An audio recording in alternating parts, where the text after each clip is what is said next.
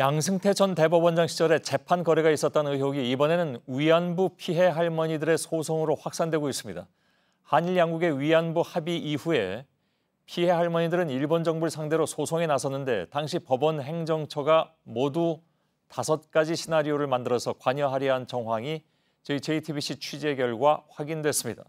문건은 재판이 시작되기도 전에 박근혜 정부의 부담을 줄여주는 방향으로 작성됐습니다. 법원과 정부가 이러고 있는 사이에 할머니들은 돌아가셨죠. 한민영 기자입니다. 박근혜 정부는 2015년 12월 말 일본과 위안부 피해자 합의를 합니다. 피해 할머니들은 일본 정부를 상대로 소송을 예고했습니다. 그런데 합의를 한 지 일주일 만에 양승태 전 대법원장 시절 법원 행정처는 위안부 손해배상 판결과 관련한 문건을 작성했습니다.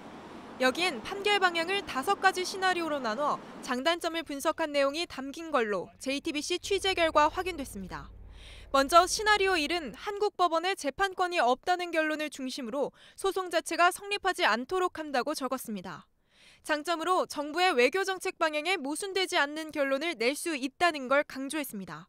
시나리오 2에선 재판권을 인정하되 정부의 통치 행위로 판단해 소송을 인정하지 않는 방법과 또 다른 시나리오에선 시효 소멸이나 정부 협상에 따른 개인 청구권 소멸을 근거로 소송을 기각하는 방안도 검토됐습니다.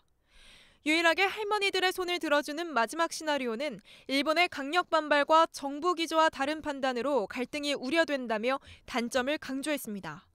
결국 문건 말미엔 한국 법원에 재판권이 없다는 시나리오 2를 결론으로 택했습니다. 위안부 동원이 반인권 범죄에 해당한다고 밝혀 비난 여론을 최대한 약화시킬 수 있다고 구체적인 방안도 제시했습니다.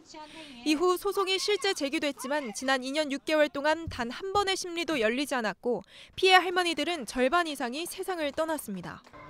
JTBC 한민용입니다.